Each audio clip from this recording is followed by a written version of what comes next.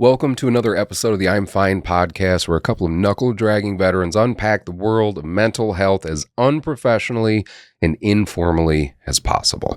I am Eric Peterson. And I'm Brad Stozic. And today's episode is all about hypnotism. We're going to talk about what it is, what it isn't, what the benefits are, and may just get hypnotized ourselves with our guest, certified hypnotherapist and owner of Better Results Hypnotherapy and personal trainer at Fitness Premier Mantino, Brandon Ringler. So sit back and relax and enjoy the journey as we do our best to take you from being freaked out, insecure, neurotic, and emotional to truly being fine about being hypnotized. Welcome to the I'm.F.I.N.E podcast with your freaked out, insecure, neurotic, and emotional hosts, Eric Peterson and Brad Stozic. You want to go back talking about your short shorts? I think I was recording for the short shorts. Good. Maybe that's going to be the next clip. Good. I hope so. I hope it is too. How are you, Brad? I'm great. How are you, man? I'm feeling pretty good. Yeah? Yeah. Yeah. I just got back from a vacation. Went to Wisconsin. Yeah. With the family. Well deserved. Yep. Probably much needed. Much. Thank you. Yep. And got to enjoy it. It was very meaningful because all of our kids are so young. It's so cool to get to have to do the family vacations now. I understand why dads get so excited. Oh yeah. For family vacations. Oh yeah. You know what I mean? You Yup. just want to pack up the shit in the car, take the kids out, have a good time. It's all about making those memories, man. So It was good. It was really good.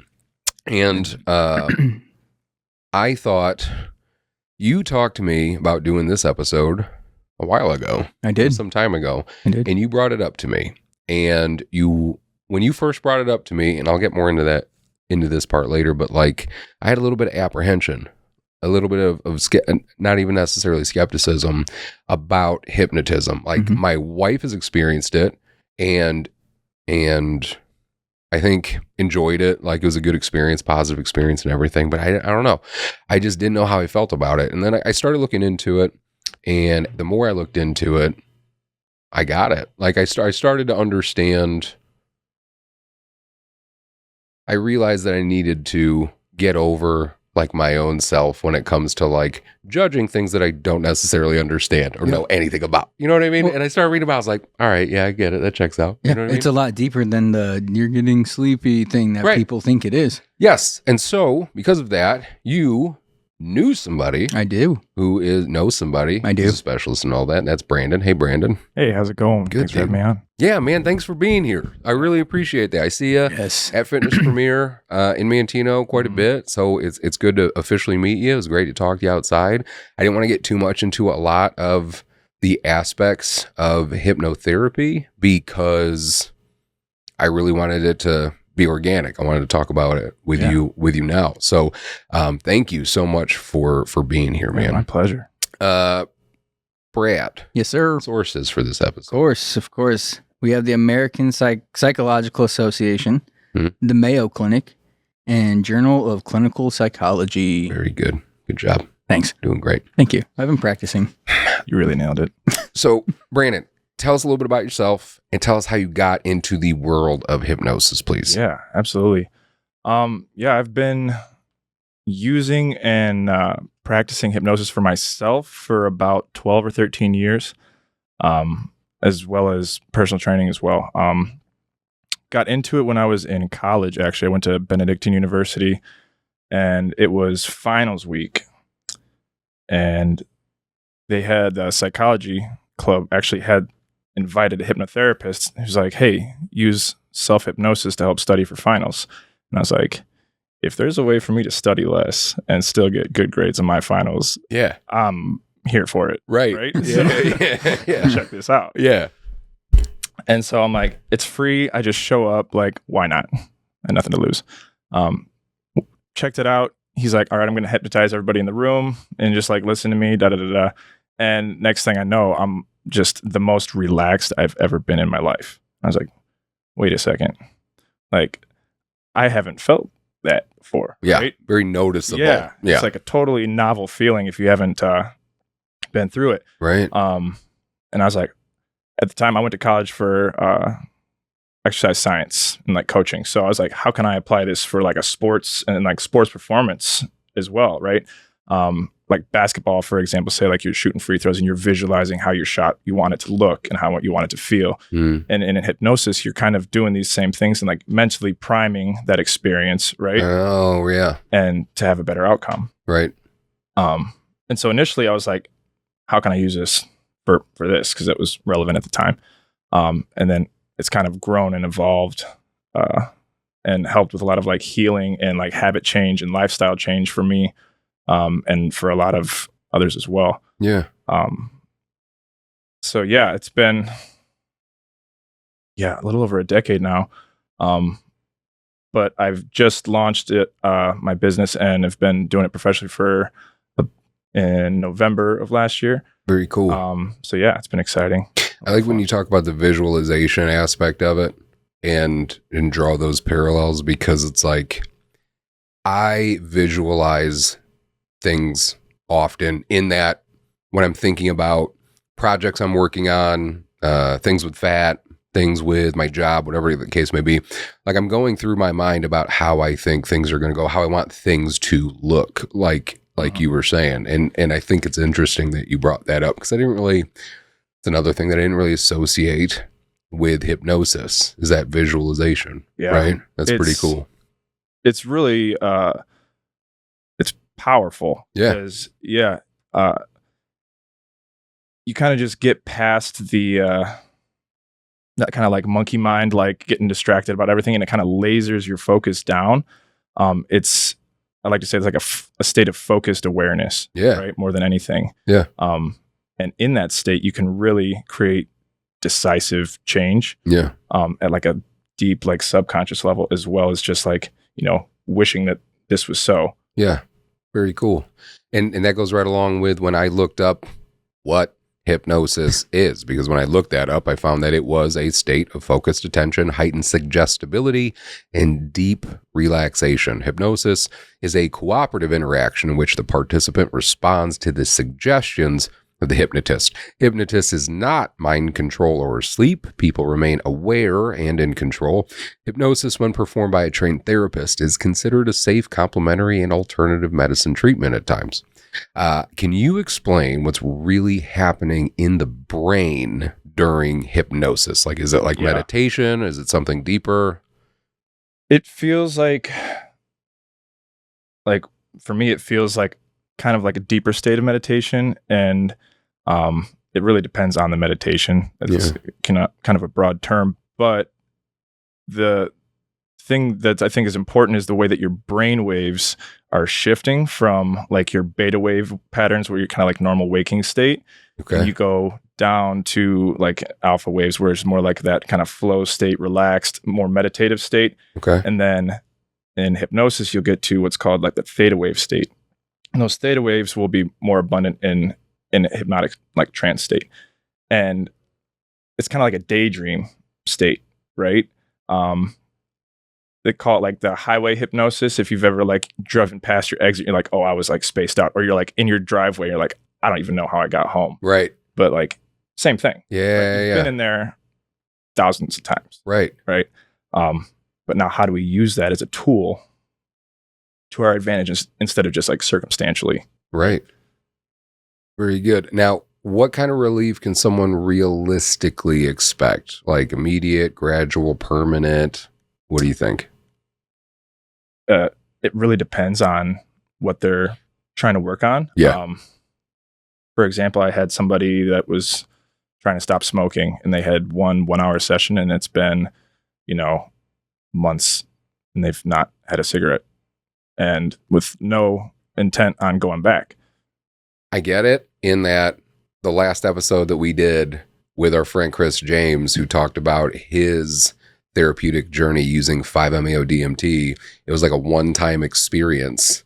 And then he was just good after that. You know what I mean? And he's not the only guy I've heard of that have had experiences like that with DMT or with other things like that. So it makes sense to me that you could have that like profound of an experience that after that you're just good. And I feel like I hear smokers is like, I hear a lot of people whenever I've heard hypnosis brought up, usually it was either like a party trick situation, like somebody on a stage, or it was somebody who was helping somebody quitting like smoking. Like I know a lot of people that wanted to quit smoking and went to a hypnotherapist for something like that. That's pretty cool.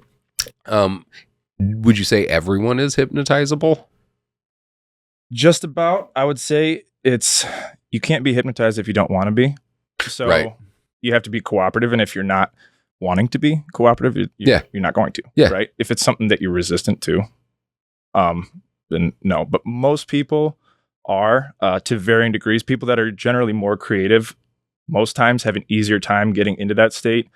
Sometimes if someone's very logical and they're thinking about, all right, what's going on? And they're just like trying to intellectualize it the whole time. Yeah. It may be a little bit tougher. Yeah. But like anything, it's a tool that you can use and practice, just like going to the gym. Right. Yeah. Just mentally instead of physically.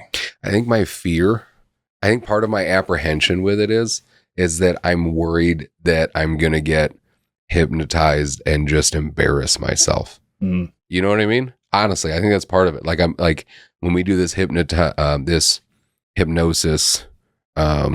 experiment later, you know what I mean? Like I'm just going to fucking talk about Jason Momoa and just nothing else for like 25 minutes. You know what I mean? Maybe. I mean, hey, there could be worse things to talk about. He's a pretty handsome dude. Gave me a new idea for. You think he'd let me feel his face? Oh, you let me feel. Will you let me feel your face? Is that what you're leading with? Yeah, probably. So I think I think that's part of it. It's the fear of the unknown. Like somebody else in my mind. Okay. Having no experience with it, it's like, was like somebody in my fucking brain or something? Man? Like, you know what I mean? Like, are you controlling me? Like, what? It makes me, that puts me on the defense. Really? A little bit with it. Yeah, that's my problem with it. I know that's a me problem. I've heard it from a lot of people. Yeah? Yeah, it's actually pretty common. Yeah. And I think the big point of what you said is just that unknown. Yeah. Right? It's something in your head. You've never done it before. It's unknown. It's unfamiliar. The ironic and good part is it's like exactly the opposite. Right. Right. It's like the most control because you're so focused on like what's going on. Right. And you're just kind of listening along as you go. And if you allow yourself, you get to that, back again to that brainwave state that you're going for. And you're in a suggestible place. Right. Now, just because you're suggestible doesn't mean I can tell you to do whatever you want and you're just going to do it. Right. You're not going to like divulge your deepest secrets. Right. You're not going to behave in a way that you normally wouldn't. Right? Okay. Yeah. If I try and like say, start dancing on your chair, you'd be like, yeah, I'm not going to do that. Yeah. No, thank you. Okay.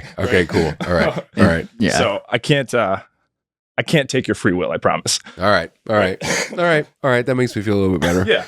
Well, because it's the fear. It's the fear of the unknown, man. It's just different, and people are just naturally skeptical of things that are different. Okay. Question. What do you think you would do? I don't know, man. What do you think you're just like?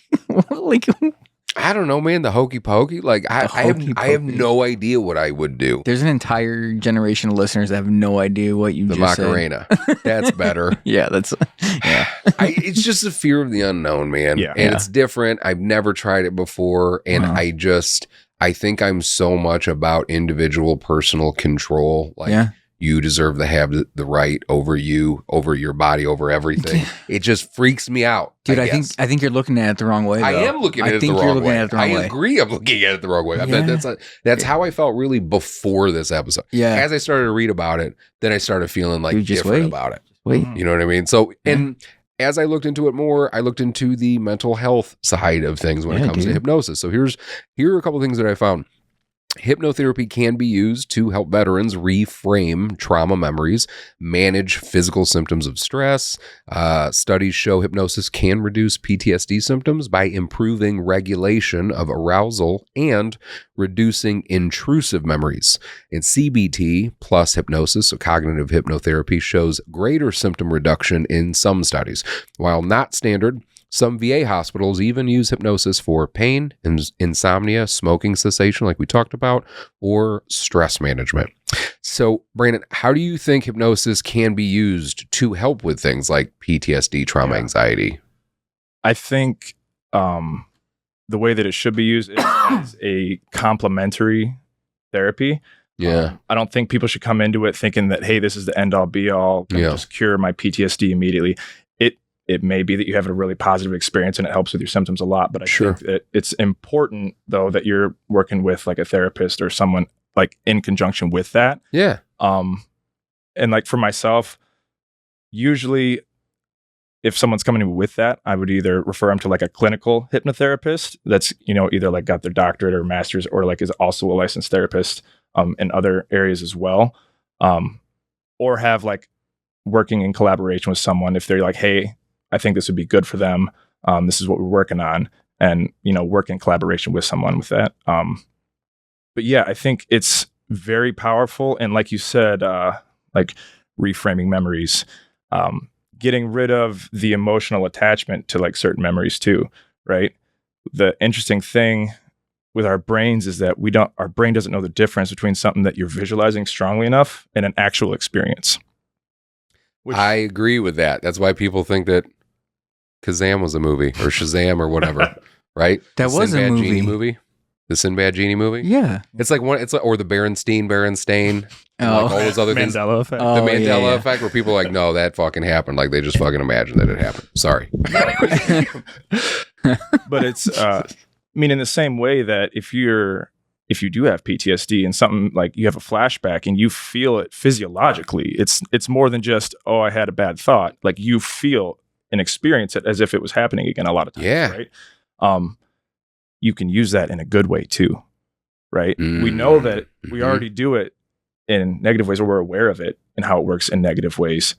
How can we use that as a tool now to our advantage and reframe things with control? Because we were talking earlier about, I don't want to not have control. This is reclaiming control. Yeah. And I read that about hypnotism like multiple times too, about that was one of the common issues that people had, was that control thing, but that doing something like this is actually reclaiming that control. And when you frame it in the perspective of meditation and visualization, those are things that like most people already do to some degree, whether they know it or not. Yeah. And so for this to just be a deeper form of that helps it make sense to a dum-dum like me. Like that helped me understand it better. Yeah. Based on what my fears were. So you talked about the flashbacks and you talked about reframing. Can you talk about how it works? Like how hypnotism can work for those intrusive thoughts or flashbacks? So I don't necessarily specialize in that, but from my perspective and working with it, and like I've worked with like my wife, example, with like she had like a bridge phobia that we've worked with, right? Mm-hmm. And you could essentially in your mind go back and replay certain memories and either reframe it in a way that's not as emotionally charged or as, negative. And for example, for like going over a bridge, right? This for the phobia example, you imagine like silly songs playing as you go, or like you're watching on a TV screen and just basically trying to remove the emotional attachment from the experience until it's almost like whimsical and silly. And why would I ever be afraid of this? Right. Just changing your focus in that moment, in that memory. Yeah. Or in that instance or whatever you want to call it. Yeah. Okay. And I've heard, stories of other, hypnotherapists and veterans who've used hypnotherapy for their PTSD. One guy, for example, was using it to, anytime he was having something that would trigger the specific memory, he would reframe it and it would trigger a memory of like a birthday party, like a kid's birthday party that was like happy and positive. And so they basically had that trigger something else positive instead of something negative. So again, me, dumb brain. I got EMD. I went and did EMDR. Yeah. I got hit. It's funny because we were talking earlier today. I got rear-ended today, right? We were talking about that before we started recording by like some kid, first accident ever, like total mistake. Everybody's fine. But the last time I got into an accident, I got hit by an F650. And I was on like 294 or something like that. I can't remember, up in Chicago. And I was coming home and it hit me. They were at fault. And then when the F650 hit me, did like a pit maneuver on me. So it hit the back right quarter panel, which rotated my vehicle around it. So it was like a T-bone situation, and it just drove me down the road for a little bit. And after that, because it swerved into my lane to pit me, and like I saw it starting to swerve over, I was having an issue driving for a little while. Like I can drive and stuff. It's not like I was afraid to get in the car, but the second a car in the other lane started to get close to my lane, the hairs on your neck would just start standing up, and you're like, I don't know. Okay. You know what I mean? Like that's a response. That's a trauma response. And so I talked to some therapist friends of mine. They suggested EMDR. I did EMDR. And what my experience with EMDR was that my therapist, like, I think they did some sort of clicking or something. I can't remember. And I had to close my eyes. I had to focus, and I had to try to recall like the entire memory as he was making the same noise. I think it was the clicking. I can't remember. It was some time ago. Mm-hmm. But like what was so cool about it, it kind of sounds like that was like a form of hypnotism a little bit, because I was going back to that moment. I don't have a great memory, and going through the EMDR treatments, he was asking me like, what do you see? What do you feel? What do you like? All that stuff. And I saw and remembered so much shit that I wouldn't normally remember, where I'm just like, this is fucking weird. You know what I mean? So it's like, it seems like that's a form of hypnotism, sort of, right? I would agree with that. I don't know, but I'm also dumb. So yeah, here we are. That's why we're doing this. That's why we're doing this podcast. Ask these guys. They know what they're talking about. So what's cool is like the default mode network in your brain starts to quiet down, and then like all your like worry starts to fade away. You start focusing more. Your anterior cingulate cortex, like your attention and empathy, becomes more active. And then the theta brainwaves increase, which is that deep relaxation, creativity. And then the fear center, your brain, your amygdala, starts to dial down. And then that stops that having such a fear response attached to the experience. And now you can experience it without that as well, right? That's badass. Have you worked with veterans? I know you've worked with Brad. We'll talk about that. Have you worked with any other veterans? You mentioned one other. That was from a different study. Okay. Have you ever worked with any other veterans before, not Brad? Not specifically, or not for not for veteran specific things. So, but have you ever worked with anybody that was looking for hypnosis because of some sort of trauma or anything like that? Yes. It's again something you kind of have to make sure you're doing within like your scope of practice, and make sure you're not just like, I can heal everything. It's not something where you're like diagnosing, right? It's like a complementary thing, right? Yeah. And I like that part of it. I didn't mean to cut you off. I like how you said it was complimentary, because I'm oftentimes skeptical by anybody that's going to be like, do this one thing and it's going to fix everything. Like, you know what I mean? Yeah. But to do something like that complementary to other types of therapy, it all makes sense, because it's all beneficial to some degree. And if it's helping you with anything in the slightest positive way, then that's an additional tool you should probably add to your fucking toolbox of like just daily practices or routines, weekly, monthly, however often you're doing it. You know what I mean? Yeah. Yes. Do you think, so sleep is a pretty big issue for like a lot of people, vets especially. Do you think, like, how can hypnosis help with, let's say, insomnia or nightmares, stuff like that? I use this. My mom actually uses it. Really? My mom. She's an accountant. And so through tax season, working, 60, 80-hour weeks, like not sleeping a ton, like 3, 4, 5 hour nights.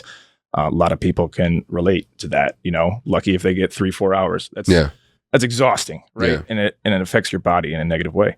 A lot of times, I think personally, there's a lot of nervous system dysregulation, especially if you're working that much. Yeah. I feel like your nervous system's in that fight or flight, go, go, go. You're thinking about something constantly, right? Yeah. Over caffeinated, exhausted. Yeah. Fuck you. But I think a lot of people are in that so frequently, they don't even recognize that they're in it until you step out of it and you're like, I am so relaxed. Like I thought I was chill. Yeah. But now like I'm very relaxed.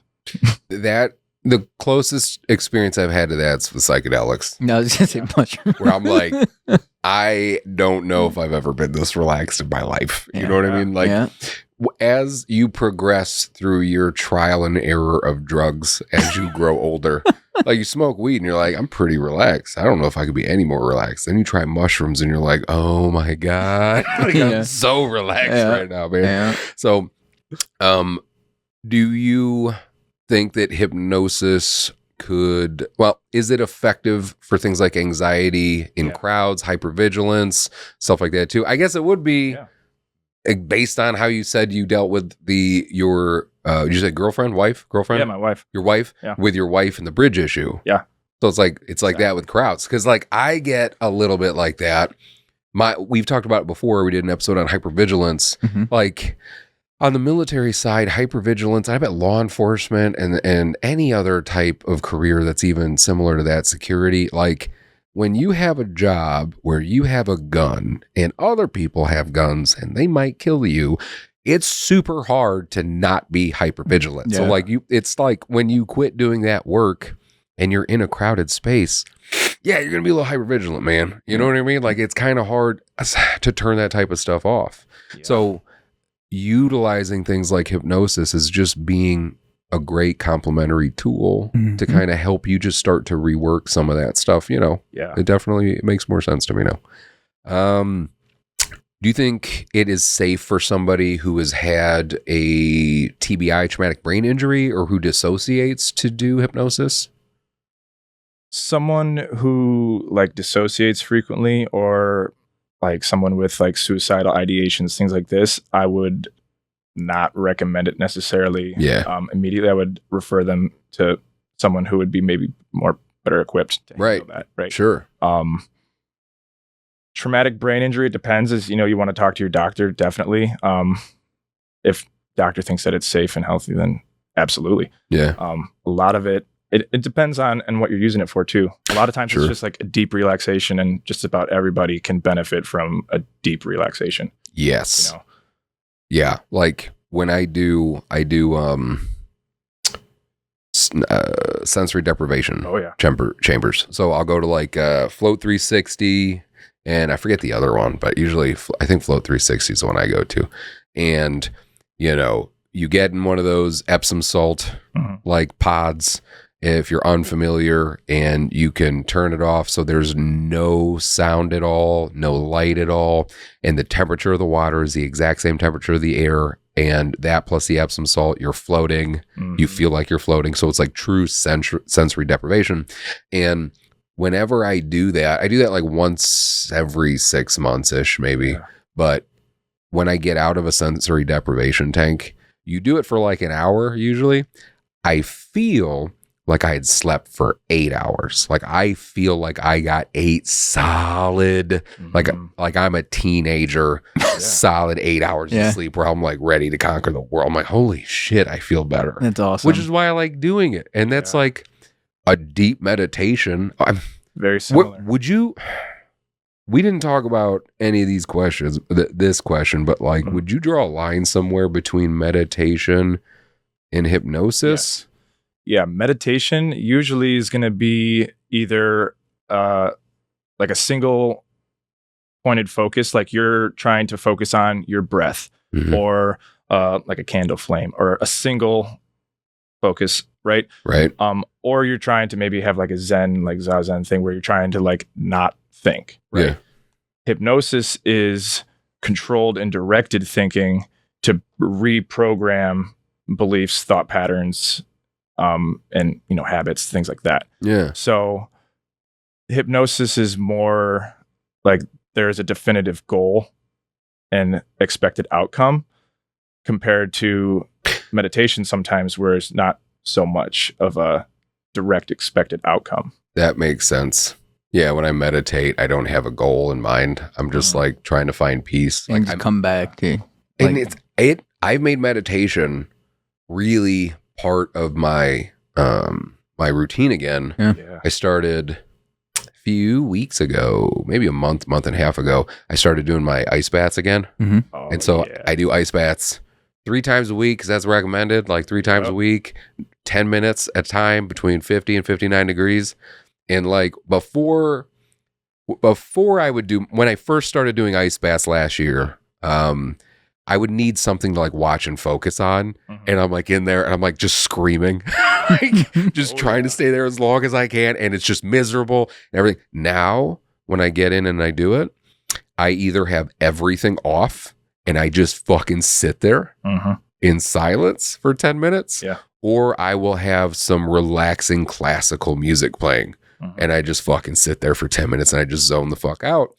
And after I do that, I feel good. Like I feel ready for the day. Like I feel great. Like usually I'll work out. I'll go do that. Sometimes I will go back and forth between the ice bath and a sauna. Ooh, yeah. And do that. Contrast. Yeah. But like it feels good. It does feel good. And that having that time to meditate and focus on nothing, especially in my fucking opinion, in a society where we have so much stuff going on around us all the time and a computer in our pocket that won't stop going off. If you can turn off everything for 10 minutes and just sit there and enjoy the nothingness, I love that now. I don't know if that's a maturity thing. I don't know what it is, but like, so it just... You're old. I know. And that's why I say, like, as I read the things about hypnosis, I draw a lot of parallels to other practices that I do currently. So maybe you're not as skeptical as you think, or as you thought. No, yeah. Well, I was just apprehensive at first because I didn't fucking understand it. I'm dumb. You know? I was just like, you're gonna wave a what do you call it? A pocket watch in front of my face, and you're gonna make me dance like a chicken. Like that's all I do about it. You know what I mean? Pocket watch is. And they'll do this with like light therapy too, where the light goes back and forth on a little bar, right? But it's the same thing. Like if you scan your eyes left and right and left and right, you'll start to relax, and it helps actually induce the hypnotic trance state. So there is actually a purpose to it. Shit. Yeah. Is that just because is that just because instead of you have so many different stimuli, like things to focus on, that by utilizing your vision in that way, you're not taking into account any of the things that are actually in front of you, so it's like kind of letting you shut off a little bit? That's a good... What do you think, either that, Brad? It might be that, or like your body thinks you're safe, because if you can scan for danger, you're not currently in danger. Oh. Maybe? Yeah. What do you think about that, Brad? About seeing and stuff. Actually, I'll tell you what, honestly, that sigh was perfect. We didn't do that. You laugh, but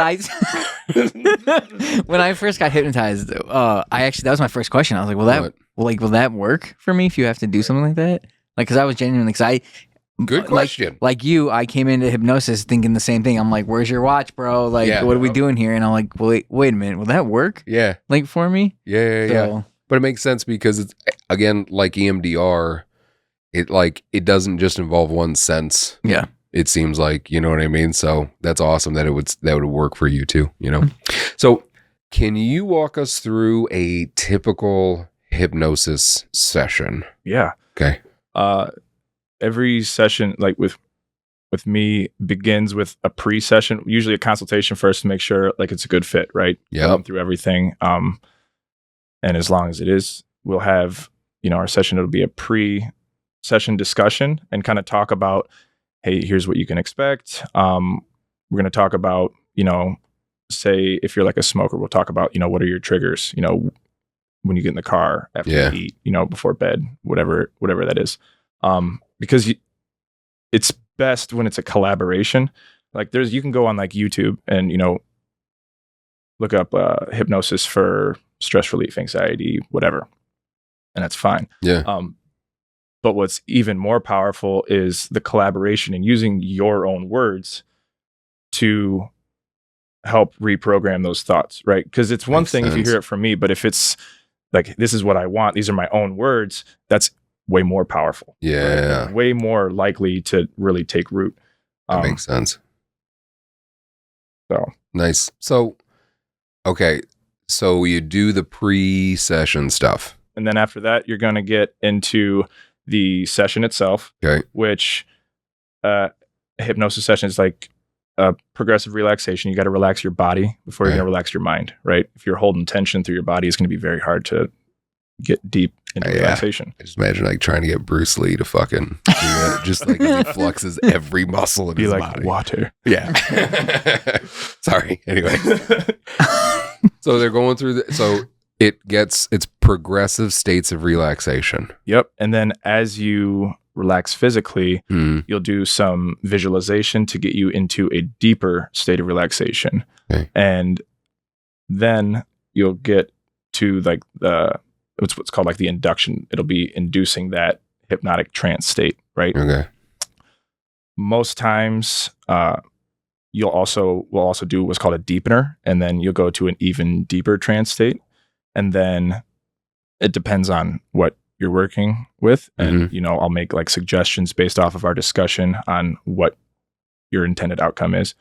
And you'll visualize whatever that is, right? So, like back to the smoking example, for example, see and feel what it's like to be a non-smoker, having that be in the past, visualizing yourself, 5 years in the future of being a non-smoker. Yeah. And vice versa, seeing yourself 5 years down the road of not stopping and what are the consequences and how bad would you wish that you stopped now from that point. Yeah. I like that. And reframing some of these things and allowing yourself to also feel it emotionally, because most of the time we're so busy, we don't think about these things. Right. Yeah. I want something that makes me feel better right now. And I don't want to think about it. Right. Just boom, boom, boom. Yeah. Yeah. I like that. That makes a lot of sense. Yeah. So can you lead us through some trauma-safe relaxation exercise of some kind? Absolutely. Okay. Do we need to have a disclaimer like do not operate heavy machinery or drive while listening to the segment? A bunch of people are just like, oh, fuck. If you're driving, close your eyes. Don't actually close your eyes. Right? Yeah. Okay. All right. Okay. All right. Let's do it. Just best case is, get somewhere comfortable. So you won't have to move, somewhere you'd be ideally uninterrupted. Okay. And we're going to start by imagining just like a golden ball of light above your head. Okay. And in this ball of light is just peace, calm, and relaxation. And let that light come down over your forehead as it feels calm and relaxed, and you release all the tension in your forehead, your eyebrows, your eyelids feel heavy and calm, relaxing your cheeks and jaw, removing your tongue from the roof of your mouth. And feel that light move down your neck and shoulders, relaxing through your arms and hands and fingers as they feel heavy and you sink deeper into your seat. Let that warm, calm light pass down your spine and chest and belly as you let go of all the tension in your torso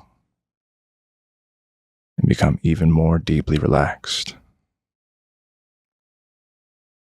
Follow that wave of relaxation now down past your hips and your thighs, shins and calves, feet and toes, allowing your entire body to be completely, totally relaxed, sinking deeper into this calm, peaceful present moment, and noticing how good it feels to just let go and relax, giving yourself permission to be deeply calm and relaxed.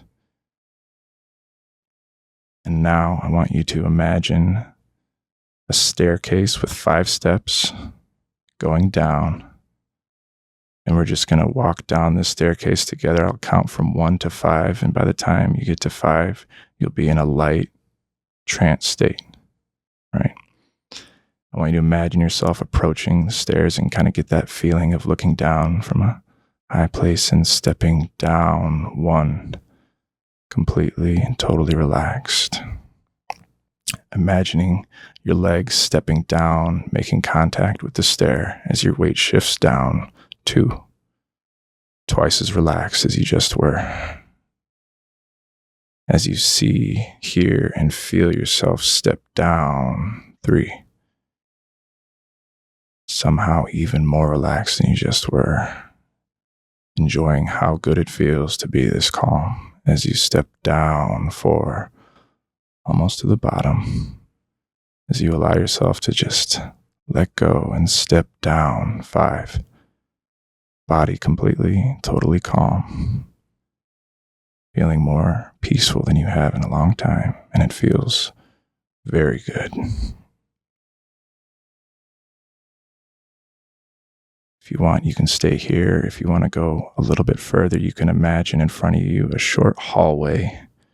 And on the other side of this hallway is a door made of pure light. And on the other side of the door is your perfect place of calm and peace. And as soon as you're ready, if you haven't already, step through that door and into that place. It can be somewhere from your memory.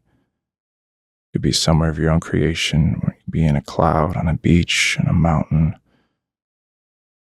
at your home. It doesn't matter. It's up to you. Wherever you are the most at peace, you can go there in your mind right now and just relax. The only rules is there is just peace, love, and calm in this place. Doesn't matter if you're alone or with loved ones. It's up to you. And now I want you to touch your index finger to your thumb and anchor these feelings of calm and peace. That whenever you want to feel these feelings again, you touch your index finger to your thumb with the intention of relaxing, and it will come right back. And now I'm going to count from 10 to 1 as we slowly make our way back in 10, 9, 8, easing your way back, 7, 6, 5, 4, more aware of the room around you, 3, back in your body, 2, and 1, awake, alert, eyes open, refreshed, and calm. Brad has fallen asleep. I'm just kidding. Dude. I do feel like I get it. The hard thing for me are my intrusive thoughts because I'm a smart ass. And so I'll start to fuck it up for myself. And I do the same thing for meditation. Yeah. Like if I'm trying to meditate sometimes and then I'll just say something stupid to myself to make me fuck it up. Yeah. But again, when you talk about the visualization and the part that I like the most about it, I like the numbers and the steps down because you can kind of work your way into being more calm and relaxed, and that makes sense. And then I also like visioning the door of light at the end of the hallway, and then at the end of that, it essentially being in my your happy place, Happy Gilmore. Exactly. Because for me, I was just at the cabins, man. That's exactly where I went, bro. Yep. I was right back on the beach. Yep. And again, especially as you get older and you have hopefully you have a place like that, just any place where, like you said, where you just feel peace and calm. It's you can go there in your mind, but you can't just go. For me, I wouldn't be able to close my eyes and just go there immediately and be calm. But when you work your way into that, and then you go to that place, then you're like, oh, okay, no, yeah, I get it. I do feel more relaxed. Yep. You know what I mean? Thank you. I like that. I'm not turned on at all either. I'll tell you that. When his voice started getting low, not turned on at all. Dude, that's how I feel every time we do this podcast. I was like, son of a bitch. I was like, you smooth, buttery voice, you man. Son of a bitch. Hey, I'm sorry. Now, I want to hear your voice now, Brad, because I want you to talk about. So you talk to me about your experience with hypnotism with Brandon. Can you kind of share what your experiences have been? Yeah. So I've done 2 major ones. Yeah. The first one actually sparked my weight loss journey. I did the visualizing, it was a lot of where do you see yourself? Where do you, I did a meditation every day where there was 5 paths. And path 5 is if I didn't make any changes. Path 4 was if I made one small change. And then it just went up. And then the final path was if I went above and beyond my goals of wanting to, my health goals, and where would I see myself?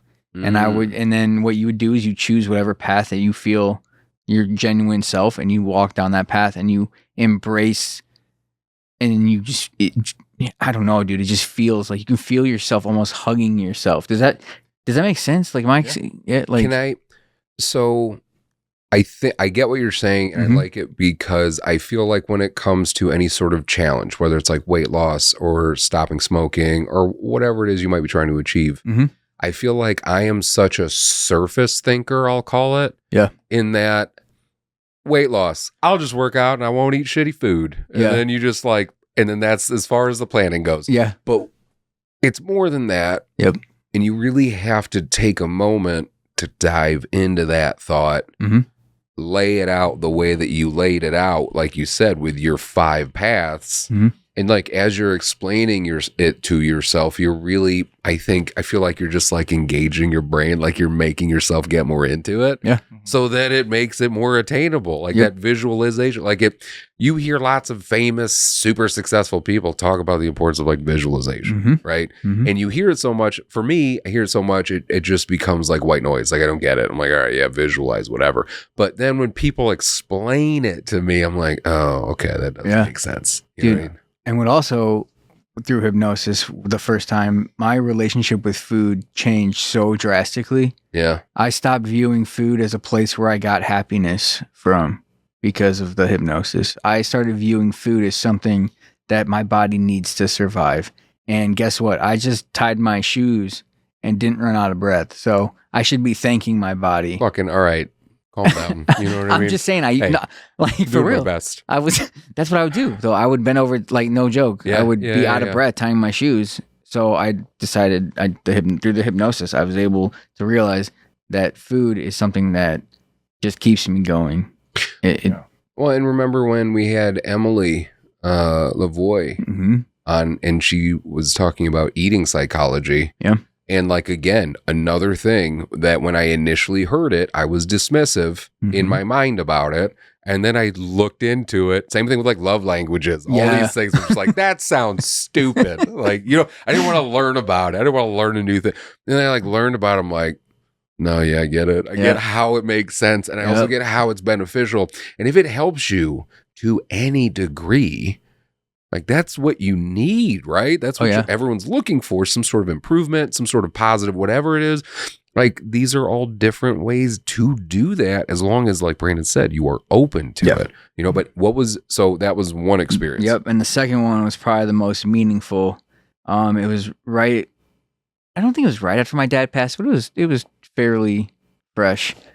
And I was able, through hypnosis, he showed up in my safe haven. I wasn't thinking about it. I wasn't trying to. Yeah, dude. You know what I mean? Yeah, so we did the exact same thing that we just did. Yeah. And he was there. And I was like, okay, cool. And then we talked, and I could feel him. Right? He you know how you just feel somebody's presence? Yeah, dude. Yep. I could feel him. And then at the end of it, we hugged, and dude, I was hugging my dad. Like that was for real life. Man, like that was fucking beautiful. Dude. Yeah. That's cool. And that was, I think, the closure that I needed after he had passed. You know, that kind of was like, not so much the why, right? But it definitely gave me the closure that I needed, that like I could feel this at any time. So every time after that, since I've meditated and somebody shows up, it's always my dad, right? So I know that like there's so much more to just humanity. You know what I mean? Yeah. Like out there's so much more. And I truly believe that now, because like I could feel my dad's presence. I could feel his energy through these meditations. And because I've gotten to a point where I was able to get myself into the theta, right? Oh, yeah. The theta waves by myself through meditation. So I was like, I was almost self hypnotizing. And yeah, two things with that. Like, one, I didn't know self-hypnosis was a thing until I started looking up shit for this episode. Yeah. Two, the fact that you were able to use hypnosis to feel your father's presence, who had passed who the fuck is anybody to say that's not therapeutic? Oh, no, yeah. Fuck you, dude. Yeah. That was therapeutic. Yep. Like in the older, like, well, no, since we've been doing this podcast, really, and I talked to all these different people with all these different experiences, all these different tools that they use to improve themselves, to make themselves feel better. Like, I really realize that it's like for people to discount any type of therapy, any type of anything. It's like, fuck you, man. Yep. Who are you to say that doesn't work? Because for Chris James to completely like just destroy any notion of wanting to drink after the issues he had when he did DMT, which he talked about, for people to stop smoking, for people to feel their father's presence again through these things. It's like, you can't deny these therapies as being therapies. If it works for somebody and it makes you feel better, I mean, there's benefit there. Yeah. And just like Brandon said earlier, a lot of these things are complementary. A lot of these things go with the clinical side, and it's under the recommendation of clinicians and things too. But why wouldn't you try all these things? When we deal with the veteran community, I deal with so many vets that are just very just anti-therapy. You know what I mean? And they're looking at it, if they're like looking at it like me, when I was that way, I thought therapy was only me laying on a couch and talking about my feelings to somebody sitting in a chair that I can't see.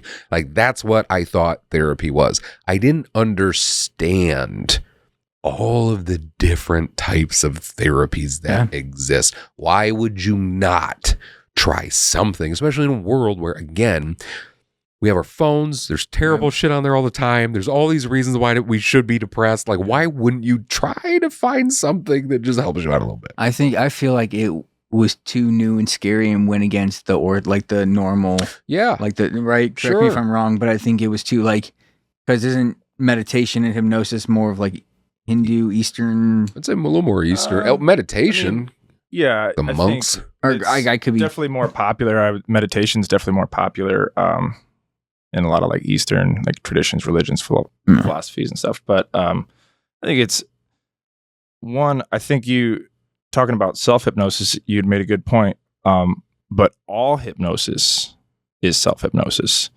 in the same sense that if I was your personal trainer and I'm telling you, hey, you're doing 3 sets of 10 push-ups, you're doing all the push-ups. Right. Yeah. I'm pointing the way, but you're doing the work. You're doing all of it, right? And that's why it has to be that collaboration as well, right? Yeah. And that's why it's also good for people who maybe don't respond as well or prefer traditional like talk therapy, because it's giving you a tool now that you can use. And when you learn to do this, like Brad was saying, and then he started practice. Like, once you've done it, once you've gone there, it's like driving to your friend's house. Once you know the way, like the more you go there, the easier it is. Now I can do it. Like I can walk there blindfolded. Right. And you get to that. The hell's that supposed to mean? You just say walk there blind. It's fine. Sorry. I like that. Yeah. I really do like that. Yeah. And just like, meditation, if meditated for a long time, you'll notice you can get into that state much quicker, and you can stay in that state much easier. And it's a skill. Oh yeah. It's a skill. It's a perishable skill too. That's why it's so important to practice. Yes. But you got to take advantage of all these things. Yeah. There's so many different things out there. Like, I don't know why, like, at least just try. And you have to do it with an open mind. And that goes not just for hypnotism. That goes for fucking therapy. That goes for everything. Yeah. Like, you have to go into, that goes for psychedelics for sure. Like, when you are doing it, you got to be like about it. You're like, okay, if I'm going to give this a fair shake, I got to like be about it. Yeah. And like do it. You know what I mean? I can't just half-ass this. And then if it doesn't work for me, it doesn't work for me. Move on to the next thing. Get something positive out of it. You know what I mean? Like, it's hard to think that you can't get something positive out of any form of meditation, positive visualization, anything like that. You know what I mean? Yeah. Because it just puts you in that right headspace. And it's so important, I think, now more than ever, again, to just slow ourselves down and bring ourselves back down, like just down. You know what I mean? Just relaxed more. Yeah. And I catch myself doing that all the time with the way that I'm sitting or standing or whatever. I'm like, man, like I really need to relax more. You know what I mean? Yeah. So I definitely see how I need to add it more into my life too. But I'm glad you got that experience, dude. Dude, it was one of the best. I'll never forget it. It was awesome. That's all. That's beautiful, man. Yep. So I want to get into a few other questions that I had, a little bit of myth busting. What would you say to somebody who thinks hypnosis is just stage magic or a party trick?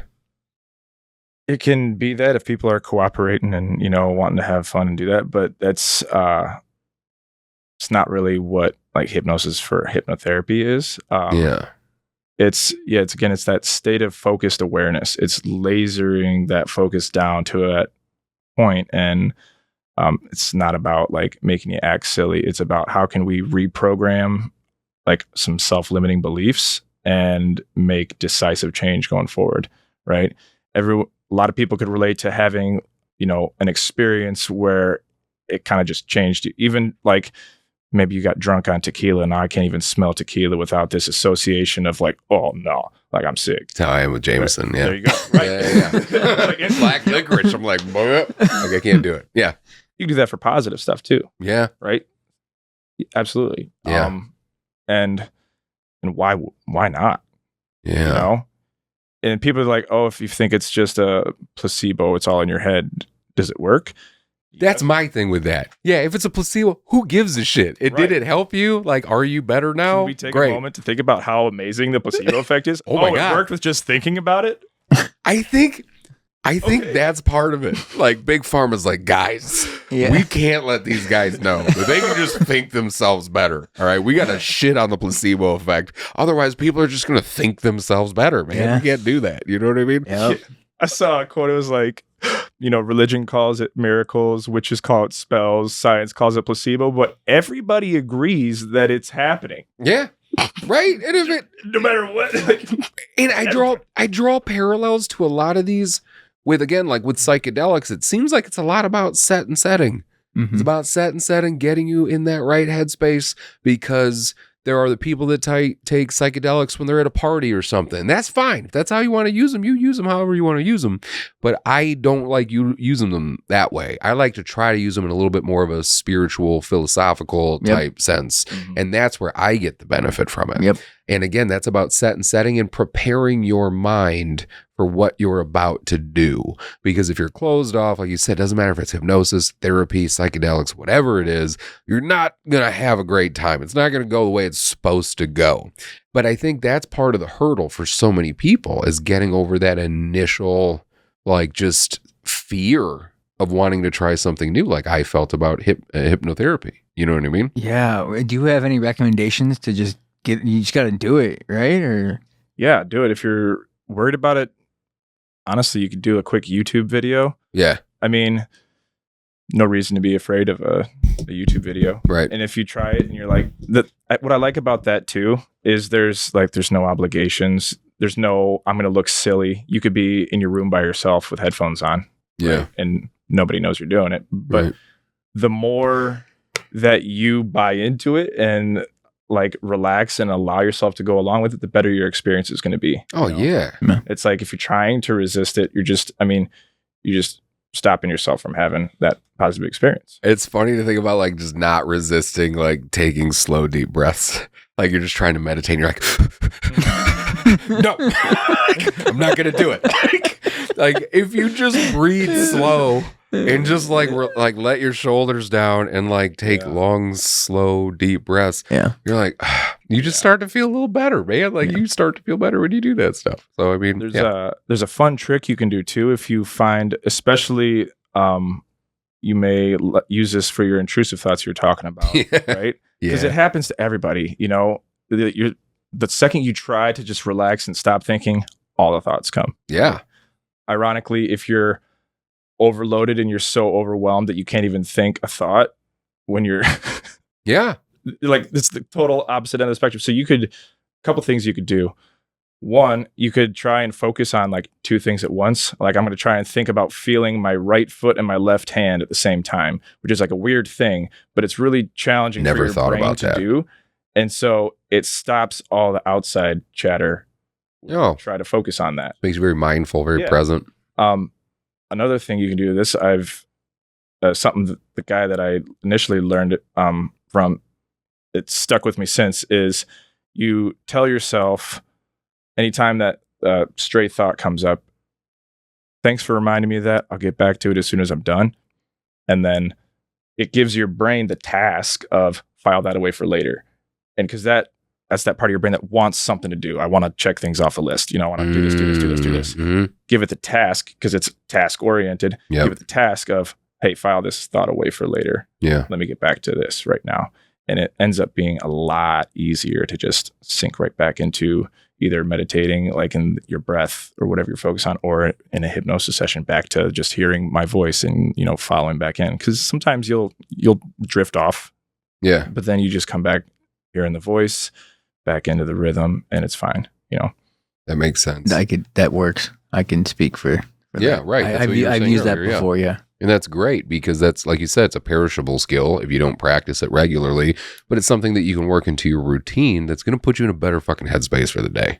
And you said one other thing about when all those other thoughts come rushing in when you try to like reach that state of meditation. So interesting. Like the difference for me between doing sensory deprivation chambers and doing ice baths. So when I do a sensory deprivation chamber, I have all of the thoughts. Like I'll lay there and I'll feel the peace and, the weightlessness and all that other stuff. But for some reason in those moments, I will have every thought. And the way that I've explained it before is that when I'm laying in the float tank, I'll let every thought come through my head and then go out. Like I'll take a thought in, think about it for a second, wrap my mind around it, figure out what it is I want to do with this thought. And then when I process it, I just funnel it out of my head, new thought in. And it just keeps going like that until I eventually run out of new thoughts. And then I'm like, cool. Now at that point, I find my peace state, right? Yeah. When I do the float tank, I feel it almost immediately, because I get in there and the second, I don't know if this ever gets better, but whenever I get into a float tank, no matter what, I do a lot of loud, deep breathing as soon as I get into it, right? Because you're like getting used to that water. So like, and then you get into it. And the second I get into my spot, I just fucking like laser focus in. I think because of something that you also were mentioning about, I don't know if it's like because of the stimuli from the ice, that I'm just like super focused in that moment. And I'm not having, for 10 minutes, I am just staring and it's nothingness. Yeah. And I'm not having a billion thoughts rush through my head. That happens when I do the ice bath for sure. Yeah. And you're building a ton of resilience by managing that crazy stressful state. Yes. And trying to stay calm throughout it. Right. Yeah. Now you're responding to stress in any situation better because of that too. I can absolutely speak to that because I have been through a lot of stress. My jobs are both very stressful because of the nature of what I do, working with veterans in crisis and all this stuff. Yeah, fuck off, dude. Like, and it's like when I do, and I've told my wife this multiple times, I am so thankful when chaotic, terrible things happen on a day that I did an ice bath in the morning. I am so thankful because, dude, I don't know, like I am super chill going into it and I'm usually pretty even keeled anyway, but I just feel like the task or the challenge or the problem is just not nearly as not necessarily significant, but I'm just in so much of a better calm state, I guess, when I do the float tank that day. Well, there it is, listeners. Now you know the truth of why Eric is so calm. Dude, 3 ice baths a week. I only started doing that last year. Nice. I don't remember when it was. Oh, I talked to you about it when I got it. You talked to me about it? Yeah. Whenever I first did it. I think it was like you told me about your ice baths? Yeah, I got the little cold pod back there. Did I just imagine that whole conversation? I think so, dude. One of us needs to stop smoking weed. I don't know which one, and we'll never find out. Nope. I swear I talked to you about it, but no, I bought it last year. It's one of those cold pods. You can get them anywhere. Okay. You can go to Farm Supply, which is if I outgrow, like this one's pretty good, but like it's the Cold Pod is the brand Cold Pod. And it's like the XL. And I can get into it, but my shoulders are still just a little bit above the water. And I don't always dip my head in because I'm just not that fucking brave, I guess. Like I'll do 10 minutes to my neck, and then I'll do the last 30 seconds. I'll dunk my head. I'll do that sometimes, but definitely not every time. But when I see them do the giant like farm trough, I'm like, that looks so much better because you're like sprawled out. For me in the cold pod, I have to be like kind of like this, and it's not super comfortable. You know what I mean? But it kind of feels good because I guess you're holding your heat in a little bit. But anyway, so back to the self-hypnosis. Yeah. Is it possible? Yeah. And you talked about this already, but can you talk about learning self-hypnosis techniques to manage stress or pain on your own? Yeah. You could literally do what we just did. Yeah. You're on your own, where you, again, head to toe, relax your body. You can even, people that are shy, you can do it if you're by yourself, but tell your body to relax, tell my like eyes relax, tell my shoulders relax, and feel them actually relax as you do. If you're more of like a kinesthetic person where you need like more hands-on, you can flex your muscles and then let go and relax, flex and relax, flex and relax. A lot of times people at the gym will like this one too. And you can physically feel your muscles relax as they go, and it helps you kind of get back into your body and relax. Once your body's relaxed, then you do that visualization and getting, down that staircase, or sometimes like an elevator, or like walking into a garden or something that's calm, progressive, and relaxing to you. Yeah.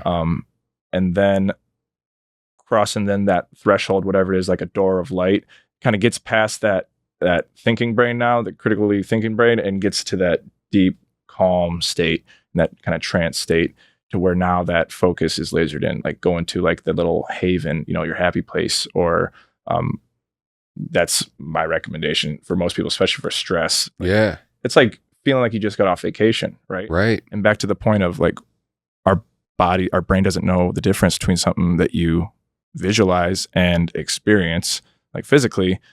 Your brain thinks you were just at this place too, right? If you're visualizing it strongly enough. So it's like almost like being on vacation in a way, like no obligations, no stress, just right. You can put yourself there. Yeah. Were you gonna say something, Brad? I just had like a crazy thought, a crazy high thought. Cause like what you just said, like what if we're just like somebody's thought? That's why I don't like mental, man. That's why I don't like the simulation theory stuff. Dude, I'm just saying. Your entire experience is electrical signals from all your senses that your brain interprets and then projects out as how you experience your life, right? Which is why that if you visualize it strongly enough, especially if there's a strong emotion attached to it, like in the haven, the emotion is like love and joy and peace, calm. It's the same reason like people, having, like PTSD will have fear, anger, whatever attached with there. And it's the more powerful that emotion is, the stronger the effect is on your body too. So being able to amplify those feelings of like love and peace and calm, and continuously anchor that in. And, like we did with like, touching your finger to the thumb, it seems like almost kind of silly, but in the same way that you could trigger, a memory, a thought, with a certain trigger, you use that and you keep reinforcing it over and over again until now every time I do this with the intent to calm down, my body just already relaxes. And I liked how you broke it up into those phases. I like the first phase kind of being like body and like being super mindful of that, because that helps you be very present when you're thinking about the body, right? And then you take it down, you went down the stairs, kind of bringing you down as far as like, making you more relaxed, and then seeing the doorway go into the happy place and feeling that too. Like all that's, it definitely makes sense to me, at least. And I just feel like, again, when it comes to breakthroughs in mental health, I feel like we're kind of there. It's just, we're not talking about all of the things. Like we're just focusing on a couple of the things, because how we understand things, how we can retrain our brain, how we are realizing that we can use the power of our thoughts to be able to do very difficult things, to be able to get over things, to be able to feel someone's presence that passed away, or stop doing something that has been extremely destructive and habitual. Like, it's insane. It's crazy in a way that there's so many different things that are out there that you can try that do work for some people. Like it's worth a shot. You know what I mean? Yep. Yeah. And so as far as like, I think you said this earlier, how many sessions does it typically does it typically take to see some type of difference? It definitely depends again on what you're trying to do. Yeah. Most things though, it's like 1 to 6 sessions. Yeah. Is generally like, and ideally we'd be working on ways that you're going to continue doing it on your own too. Because like my best case scenario is not necessarily you come in and do sessions with me forever, right? We have a goal in mind. Right. We accomplish that, and then you're able to maintain it on your own. Similar to like, personal training at a gym, Yeah. Like, let's get some framework in place, some structure. Let's hit our targets and our goals. And now you've got this skill, this tool in your toolbox forever now for yourself, for your family and friends and everybody around you. And how much of that's always about the follow-up too. Like you said, you have to practice it. You're giving them the tools. Now you have to use this. Like you have to continue to hone this because now it's on you. Like I'm just giving you the foundation. You know what I mean? Yeah. And that's with a lot of other things. Like regardless of how breakthrough any therapy can be, it seems like the follow-up is always so important. You know what I mean? What would you say the weirdest or most surprising breakthrough you've seen in a session is? Oh, weirdest or most surprising? I mean, surprising, I would say with Brad's session, even with, seeing is that like we didn't go into it like, hey, this is what we're going to do. Yeah.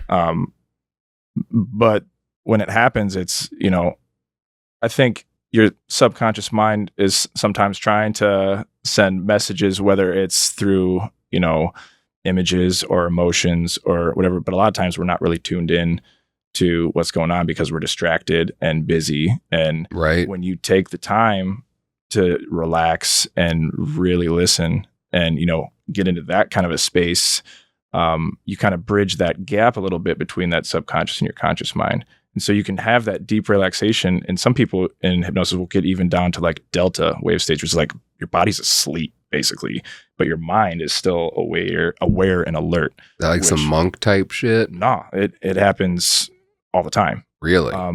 With generally like, this is someone who's going to be more like, it's easier for them to get into like a hypnotic state. They probably can get in a deeper state a little more easily. Yeah. But yeah, if you really want to, like you can do that. And it's very relaxing. Sometimes it's almost like waking up from a dream, or sometimes after somebody will like have a trip and they're like, I don't know what I totally experienced. Like, I don't know how to like verbalize this, but it was like so positive and like loving and awesome. Sometimes it's kind of like that. But it's just profound. Yeah. Well, and again, like I keep drawing back from this because of all the similarities I found with that too, but like Chris James using DMT, where he went, what he felt, what he saw, you're like, again, I'll stand on that soapbox till the day I die. Like, how is that not therapeutic? How is that not therapeutic? To be able to do anything because it's like, I think, I want to say this in a way that's not like, that doesn't sound terrible. Like I work in the crisis space. And so I work with a lot of vets that go to a lot of programs and try a lot of different types of therapies. And I see vets that are going to go to a therapy or a program, and it's like they're putting all of their eggs in that basket before they even go there. They're like, okay, I'm trying to kick alcoholism. I have to go to this inpatient rehab facility, and I have to do it perfect so I can stop doing this thing. And then they get out, go back to the same environment, relapse again. Now the guilt and the shame and the embarrassment, and then it puts them in a worse spot.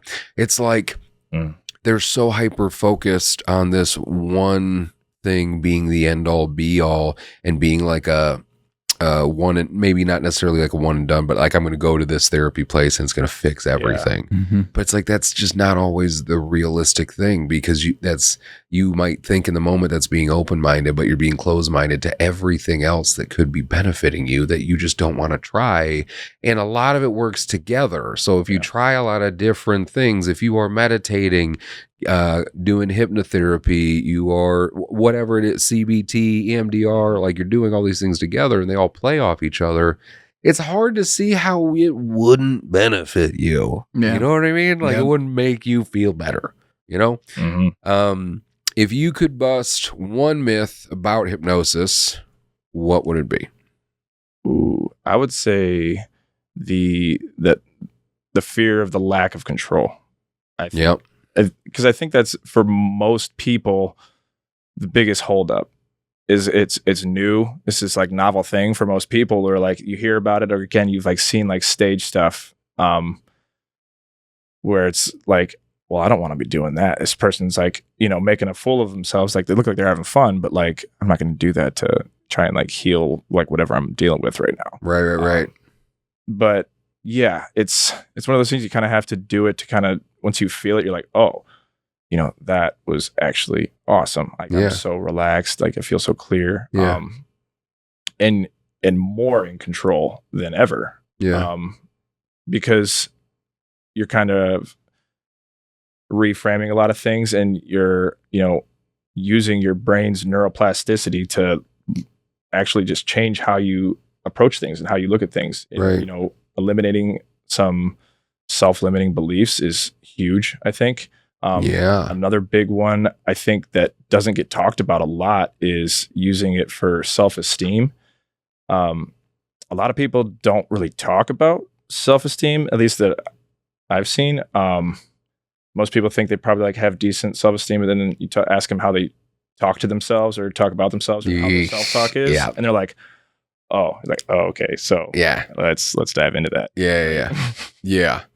Yeah. And again, we've talked about that before. The way you talk to yourself matters. Yeah. And like I say that to my kids all the time. Like when I put my oldest to bed, I'll ask her, I'm like, did you tell yourself you loved yourself today? If she says no, I'm like, why not? And we'll talk about it for a little bit. And then I'll make sure that she says it to herself before she goes to bed. Like, you have to do that shit. You have to do, like, it's so easy to be negative. People think it's easy to be nice. Now, if you're an idiot, maybe. But outside of that, wait a second. It's not easy to be, have to. I'll say I'm pretty nice. But here's the thing. Here's the thing. But you have to work hard at being nice. Not really. I feel like it's easier to be negative. It's easier to fall into the negative spaces than it is into being positive. Like when one bad thing happens, I feel like it's so easy for the mind to pile another bad thing on top of it. When you're being negative about something, the way that negativity grows, and it can grow so fucking fast. And then all of a sudden, like a fight with your spouse, think about the amount of times that a fight with your spouse started with something fucking insignificantly small. Every time. Right? Yeah. It's something super small. And then something else happens. And then it just adds up and it adds up and it gets more negative. And sometimes you're like, I don't know why I'm so angry, but I'm angry right now. Like it's easy to be negative. It's easy to be angry. I feel like it's so much harder to be positive, especially in moments like those. Yeah. Right? Because I could bury myself in negative thoughts. If I have negative self-talk, oh my God, like it might look like I'm fine on the surface, but I'm like a duck. Like my feet are just going under the water, right? Yep. When it comes to positive self-talk, the reason why it's harder is because I don't think it's a natural type thing. I feel like so many of us have a hard time talking positive to ourselves, saying loving things to ourselves, telling ourselves we love ourselves, praising ourselves for being good at something. I think we don't do that enough, which is why I think it's harder. But I think it's I can speak on it. It's huge. Once I started looking myself in the mirror. You're not looking at this shit. Fair enough. No, but when you're feeling into the mirror. Yeah, when I feel in the mirror, when I hear myself in the mirror. No, and I started telling myself I love myself, and I started caring about myself, and actually I would thank my body I would wake up and like, wow, hey, thanks. I would go to the gym and have a solid workout. I'm like, hey, thanks for getting me through that. Yeah. So I think that was huge too. For sure. Yeah. How is that not going to make you feel better saying nice shit to yourself throughout the day? Like, why don't we do that more? You know what I mean? Like, Can you be in a bad mood and be expressing gratitude at the same time? yes. No. Can I be in a bad mood and express gratitude? Yes. Yeah. Yes, I can. Oh, okay. I can be a bad mood and still find something to be thankful for. Well, that's good. For sure. But when you start expressing the gratitude, does it shift you into a better mood than you were previously? Or do you feel like you're the same? Yeah. No, it takes me out of the bad mood. Yeah. Right. Yeah. That's why I choose to try to see things in as positive of a light as I can. And no matter what happens, no matter what negative thing happens, you have to try to find the positive, because that is what kind of gets you out of that negative state of mind. And I've seen so many people lose themselves into that negativity. Mm-hmm. And it's addicting too, it's not, physically. Yeah, it's not something to take lightly. I've seen it destroy people's lives by just being a little negative to themselves. And it grows and grows and grows. And then they don't want to see the positives. They only want to see the negatives. And then things get worse. And it almost like doesn't matter the type of environment you're in. If you're the type of person that can see the positives in situations without being like just like woefully ignorant to certain things, right? But like if you can see the positives, people are going to appreciate that about you. Nobody's going to be like, this fucking asshole is always happy. like I was like that before a little bit when I first got into contracting. And I told you, the dude that is the reason why I started FAT, John Kemper, his suicide prompted me to start doing the things that started this. He was so positive that I was like, I don't fucking trust this dude because of how fucking positive he was. I was like that when I was immature.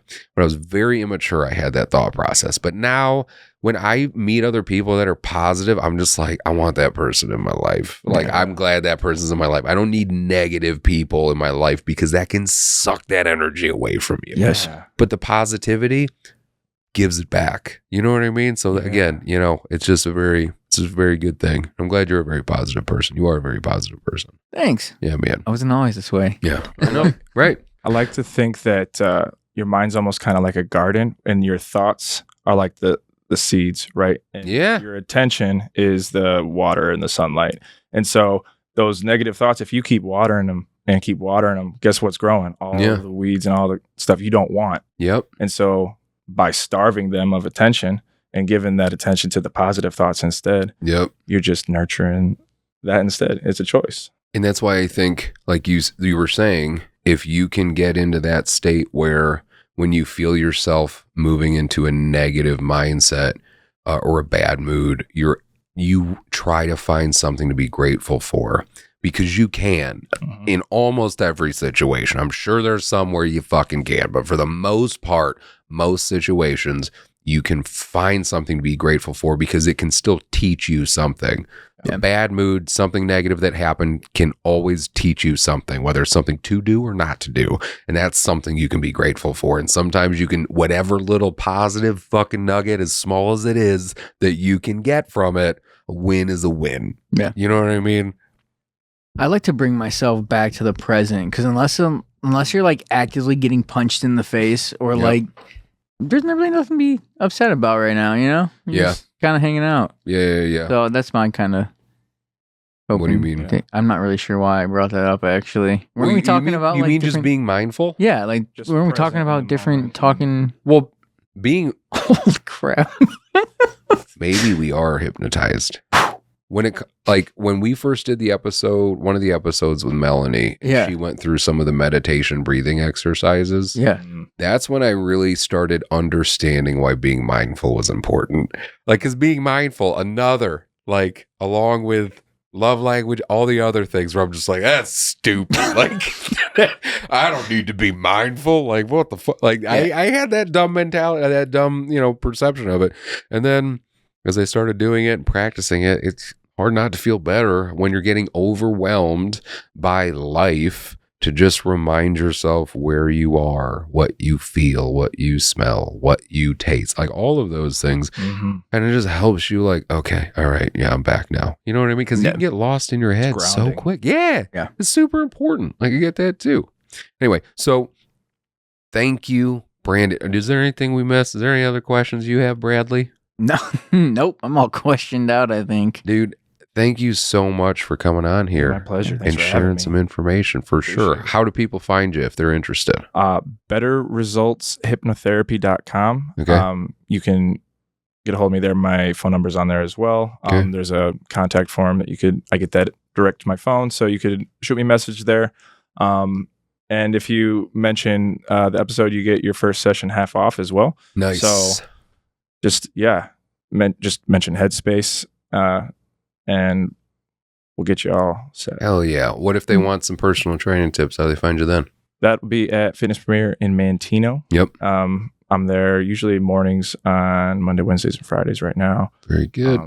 Yeah. And then doing most of the hypnosis sessions in the evening. I got a 4-month-old baby. So. Oh, man. Yeah. In the trenches. You Oh, yeah. need to use them hypnosis skills Yep. on that 4 month. And a baby. You probably haven't slept in about 4 months. Yeah, dude. Oh, she man. actually sleeps better than I do. Amazing. That's awesome. Good for you. Yeah, hypnotized her too. No, I'm just kidding. Well, that's another type of hypnosis when you have like newborn. Yeah. Give me some parents that are like have a 6-7 month old, and I'll show you also another type of hypnosis because those motherfuckers aren't there. Like, You they're just, like, zone out. You're like, they're Yep. just not fucking there. Yep. That's how Ashley and I were just. And when you're in that state, you're just like not there Nope. at all. You know what I mean? Mhm. But so thank you again, Brandon. Please make sure you check him out if you're interested in more. Thank you, Brad. Yeah. Always good recording, buddy. Yeah. Always puts me in a good mood. Thank you, Eric. Yeah, What do you think of me for? because gratitude's important, you know. Because gratitude's Oh. important. This is the Midwest. If you want to get into a Midwest nice off with me, bro, so you can be nicer, I'll do it all day. You But can't you'll be- win. You know why? Because I'm the nicest. I'm going to let you win. No. You're being pretty rude right now, No, bro. I'm not. I don't know Being why very it's argumentative right now. hostile. I think you can just have this one, Eric. Oh, shit. Now what happens? So All right, we got to end this. Here we do. We're going to do a Midwest nice off for the next hour and a half. That'll be the next episode. I'm fine with the Midwestern nice off. So, slap the thighs. so today we talked about hypnotism. We talked about hypnotherapy. We talked about what it is, what it isn't with our friend Brandon. We hope we helped you get something out of it. So until next time, the 172nd best mental health podcast in Cambodia, according to an email I got one time.